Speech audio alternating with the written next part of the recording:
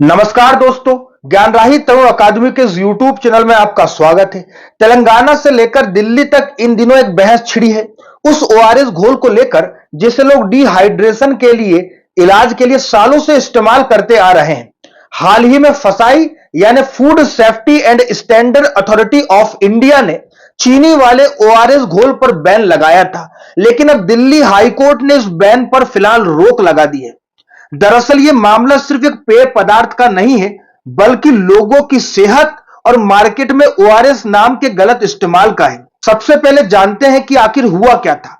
असली ओआरएस यानी oral rehydration solution वो घोल है जिसे वर्ल्ड हेल्थ ऑर्गेनाइजेशन के फॉर्मूले के अनुसार बनाया जाता है, जिसमें 1 लीटर पानी में सही मात्रा में नमक, ग्लूकोज और पोटेशियम शामिल होते हैं। इसका मकसद उल्टी, दस्त से हुए पानी और लवण की कमी को तुरंत पूरा करना है। लेकिन बीते कुछ वर्षों में मार्केट में ऐसे पैक्ड ड्रिंक्स आने लगे हैं जिन पर ओआरएस लिखा होता है, जबकि उनमें असली ओआरएस जैसा इलेक्ट्रॉल संतुलन नहीं होता। उनमें ज्यादा चीनी और फ्लेवर मिलाए जाते हैं ताकि वह स्वादिष्ट लगे, लेकिन असल में वो मेडिकल ओआरएस नहीं है। इन्हीं नकली ओआरएस प्रोडक्ट्स के खिलाफ आवाज उठाई थी हैदराबाद की बाल रोग विशेषज्ञ डॉक्टर शिवरंजनी संतोष ने। उन्होंने करीब 8 साल लंबी लड़ाई लड़ी। उन्होंने देखा कि कई माता पिता अपने बीमार बच्चों को ऐसे ओआरएस नाम के ड्रिंक्स दे रहे थे जिनमें असली ओआरएस फार्मूला नहीं था। नतीजा यह हुआ कि बच्चों की हालत और बिगड़ गई, कुछ को अस्पताल में भर्ती करना पड़ा। इसके बाद उन्होंने फसाई और भारत सरकार को शिकायतें भेजी, कई हेल्थ कैंपेन भी चलाए और सोशल मीडिया पर लोगों को जागरूक भी किया। ओआरएस देने के बाद बच्चों का डायरिया और बढ़ते जा रहे थे। तो ये क्या हो रहा है? ओआरएस देने के बाद डिहाइड्रेशन करेक्ट होना है ना, वर्स नहीं होना है ना। तो हमने पेरेंट्स से पूछ लिया क्या ओआरएस, कौन सा ओआरएस दे रहे हैं। तो वो लाके डब्बा दिखाया मुझे, तो मैंने तब लेबल पढ़ लिए थे। इसमें 100 मिली में 12 ग्राम शुगर है। Actual WHO recommended formula ORS में 100 मिली पानी में 1.35 ग्राम शुगर होना है। 10 गुना ज्यादा शुगर। तो वो ज्यादा शुगर क्या करती है? डायरिया को और बढ़ाती है, बच्चा और डिहाइड्रेट हो जाता है।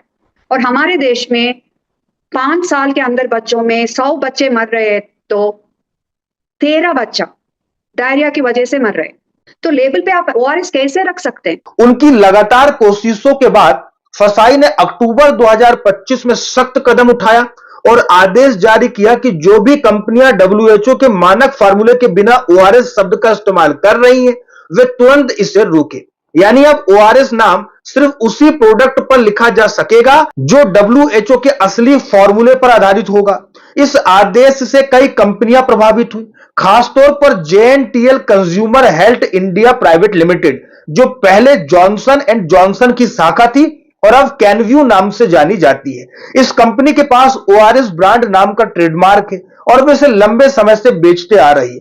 कंपनी ने फसाई के इस आदेश के खिलाफ दिल्ली हाईकोर्ट का दरवाजा खटखटाया। कंपनी का तर्क था कि उन्हें अपना पक्ष रखने का पर्याप्त मौका नहीं दिया गया और उनका ट्रेडमार्क ओआरएस कानूनी रूप से रजिस्टर्ड है।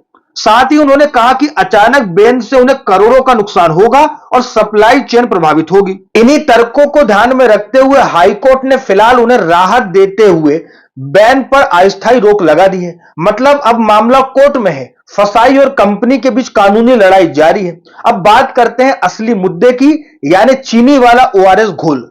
आखिर यह है क्या और इसका खतरा क्या है?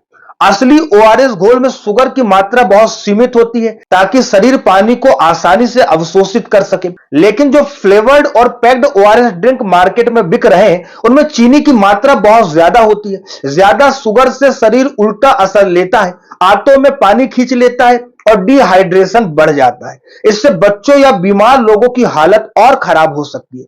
ऐसे कई मामले सामने आए हैं जिनमें मरीजों को आईसीयू तक ले जाना पड़ा है, क्योंकि लोग समझ नहीं पाए कि वे मेडिकल ओआरएस नहीं बल्कि मीठा ड्रिंक पी रहे हैं। डॉक्टर शिवरंजनी संतोष का कहना है कि इस तरह के प्रोडक्ट्स लोगों के लिए खतरा है, क्योंकि ओआरएस शब्द सुनते ही लोग भरोसा कर लेते हैं कि यह सुरक्षित और डॉक्टर द्वारा सुझाया गया घोल है। लेकिन जब फार्मूला गलत होता है तो यह फायदा नहीं बल्कि नुकसान पहुंचाता है।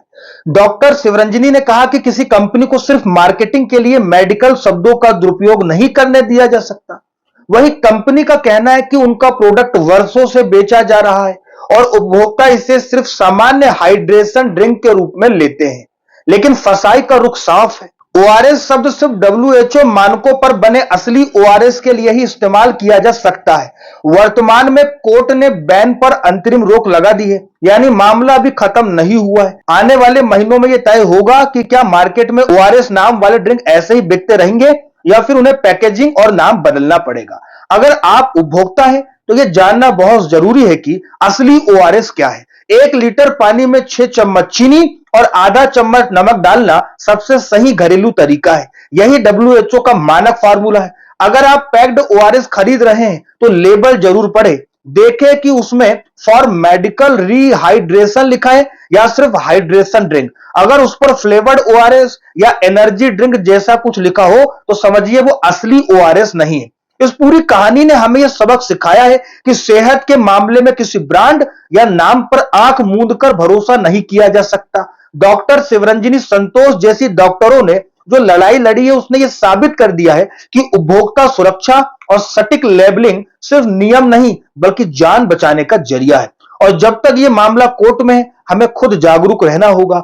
असली ओआरएस इस्तेमाल करें, गलत जानकारी से बचें और दूसरों को भी सावधान करें, क्योंकि स्वास्थ्य के साथ समझौता कभी नहीं होना चाहिए। इस पर आपकी क्या राय है कमेंट बॉक्स में जरूर बताइएगा। धन्यवाद।